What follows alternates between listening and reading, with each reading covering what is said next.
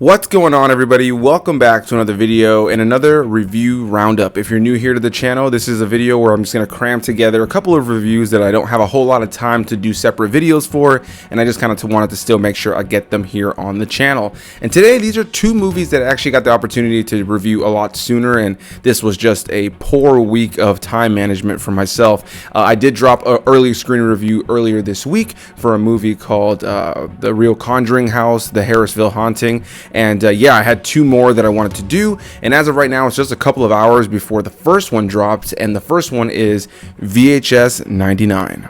Written and directed by Flying Lotus, Maggie Levin, Tyler McIntyre, Johannes Roberts, Joseph Winter, and Vanessa Winter, VHS 99 is a brand new installment into the anthology horror series known as VHS, where in this film we follow 5 different horror stories, and I got to check this out a little bit early with it dropping in just a few hours actually on the horror streaming service Shudder on the 20th of October of 2022. So for full transparency, I've only ever seen the first VHS movie, but I know that they're all anthology horror movies that are found footage movies that take us from different stories. And yeah, you know, I've covered a couple of anthology films here on the channel. It's definitely a genre that's a niche. I think you got to definitely be somebody who enjoys seeing a film that has various stories, whether they connect in the end or don't connect in the end. Yeah, it's definitely an interesting, different kind of genre when it comes to movies. And yeah, there's quite a few that I've seen that I've really enjoyed. And then there's been some that I've seen that I did not enjoy. When it comes to the VHS franchise, I've only ever seen the first one, and I know there are quite a few. But yeah, I got the chance to check out this one a little bit earlier. I wish I would have dropped my review a little bit sooner.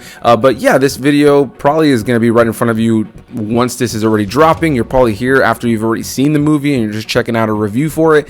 And yeah, I'm happy to say I enjoyed this one. Like I mentioned in the intro for this is 5 stories all slammed into one, and you have a couple of different writers and directors working on them, and a couple of those names were really interesting to me, which was Joseph Winter and Vanessa Winter, who also wrote and directed a film that I reviewed for Shudder a couple of weeks back called Deadstream. And it was interesting because I recognized the people that were part of their short story that is a part of this anthology film, and I also recognized some of the practical effects and overall different animatronics that they had in their short film from their other film Deadstream. So it was interesting to see how they were reusing certain assets from a different film that I just watched made by the same people in this film. It did kind of take me out of it a little bit, I won't lie, but VHS is a franchise that, from what I've seen, is, you know, bonkers and crazy, and it seems like since the first one they've gotten a little bit more bonkers and crazy since then. And so here with 99, we have a film that takes us back to 1999 and hones in on the aesthetic and the dialogue and the world of the 90s, or the late 90s specifically,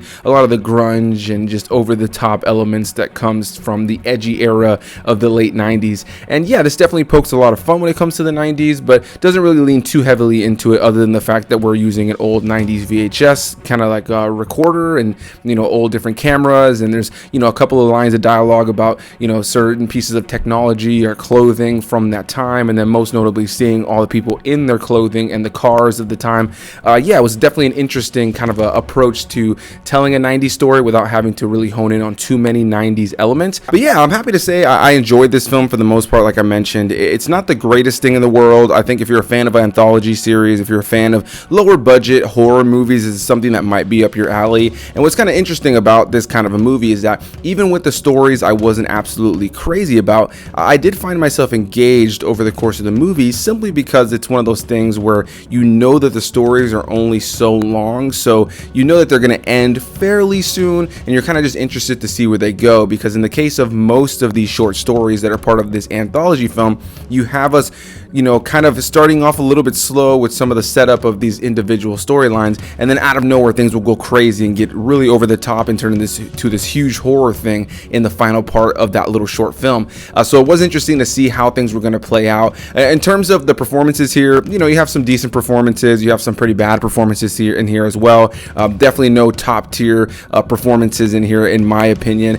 This is not really about the performances though. It's something that's definitely going going more for an in the moment, over the top Halloween horror kind of vibe with big over the top special effects that a lot of times work when it comes to the practical stuff, even if it does look a bit rubbery and a little bit fake at times. But at other times when it comes to some of the digital stuff, it didn't really look all that great. And I think that for the most part, they do a good job of kind of leaning into the blurriness of the old cameras and things like that when it comes to the found footage element, so that while you're watching this, you don't necessarily worry too much about the special effects. But there were quite a few moments when it came to the digital effects that were added to some of these sequences, whether it be the blood or different monsters that appear or just creature effects in general, that a lot of times just ended up looking really fake and really digital. And even for this old kind of style look that they're going for, that has a bit of a grain to it, supposed to look like something out of the 90s, it made it even more noticeable to notice that some of the CGI was not very good. Overall, when it comes to the performances and the various stories, there's nothing here for me that's top tier, but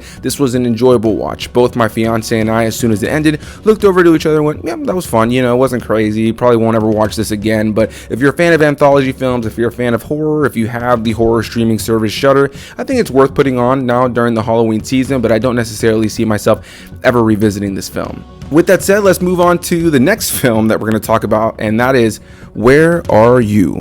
Coming out on VOD for rental and purchase on the 21st of October, later this week on Friday. Where Are You is a brand new film that's coming out with Anthony Hopkins on the poster, and I have a lot to say on that. So I'm going to go ahead and get straight into my thoughts on this one and not really do the typical setup for a lot of these reviews that I usually do. I'm going to stay away from spoilers as I typically do, but I did not like this movie at all. And I'll go ahead and start this off by saying that this is going to be a movie that I think is already on my top 10 worst films of the year. I haven't solidified either list, whether it be my top 10 of the year or my top 10 worst. And I can definitely tell you that this has definitely found a place within my top 10 worst. I don't know where it's going to sit just yet. I'll have to build that over time, but yeah, I also want to mention that I don't necessarily exactly know how to pronounce the actor's name, the main actor's name in this movie, and I just feel like I'm going to butcher it. So you guys can go on IMDb and see the cast of this if you want to. Most notably here, this poster here that you guys are seeing, Anthony Hopkins, big fucking face of Anthony Hopkins, says Anthony Hopkins on the poster. Anthony Hopkins is in about a total of maybe 3 minutes of screen time of this entire movie. He is not the main character, nor is he a central focus in any way, shape, or form. He only has 3 scenes in this entire movie, and it's hard to even call them full scenes. This for me is such a strange one because I was sent the opportunity to get this screener and only said yes and was only excited about it because Anthony Hopkins' face was smashed onto the poster like this. This really, at its core, has nothing to do with Anthony Hopkins' character. The base premise of this movie is we're honing in on this photographer, and he's being interviewed, and over the course of the film, as the interviewer is asking him various questions, he starts to kind of reminisce on various things about his life, and he's kind of answering the interviewer while we're actually seeing what he's answering the interviewer with, in a way. And over the course of the film, some of these visions and flashbacks and things that we're seeing are unfolding that this is a really broken man who may on the surface seem like he's got everything going on, but at his core, he's somebody who just ultimately is not really loving, he's not really kind, he's not really easy to love, and he's just a mess. And he's got issues with romance, and he's got issues with his own mental health, and he's got issues with family. And ultimately, this for me was a film that I will say looked beautiful, had good lighting, some pretty decent cinematography, and some good music throughout. But beyond that was a complete waste of Anthony Hopkins to start. And ultimately, a narrative that was just bland, boring, gave you really nothing to latch onto. And by the time the movie was over, I was just like, what the fuck did I just watch? This movie was bad. This was a bad movie, and you can tell by the fact that they threw Anthony Hopkins on the poster like this and didn't throw any of the other cast members on here, their names, a picture of them, anything, that they didn't even know how to market this film. And they had Anthony Hopkins and they figured, hey, why not market it with him? He's the key component. But really, he's such a small and almost just unnecessary element of this film that it ultimately just made me annoyed to see this poster and go into this movie thinking I was going to be watching a new Anthony Hopkins film. I think if you're a fan of Anthony Hopkins and maybe you just, are a completionist, who knows? There's people that are like that with certain actors. If you're like, I have to watch this because Anthony Hopkins is in it and he's my favorite actor of all time, I'm going to tell you now, you're going to be wildly disappointed in this movie because he's hardly in it and he's not even the central focus of this movie in any way, shape, or form. Now, obviously, that's just one criticism on the film in terms of its marketing. That's just false. But beyond that, really for me, at its core, this was a movie that, again, beyond the cinematography, some of the editing, some of the lighting, and the overall maybe aesthetic of the film, the performances here are fine. There's nothing about this movie that's necessarily gripping in terms of its performance. And it's one of those movies where the acting isn't really elevating the material, and the material is not elevating the acting.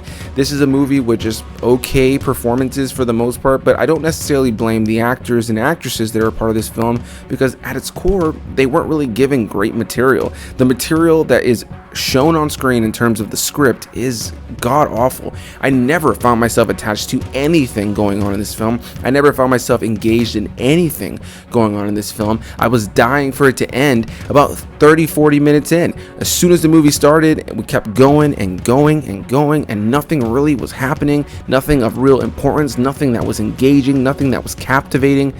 It was just a generic movie with some good technical elements that just nowadays comes from where we are in movies, right? Like, there are cameras nowadays, most cameras that are shot on are good quality.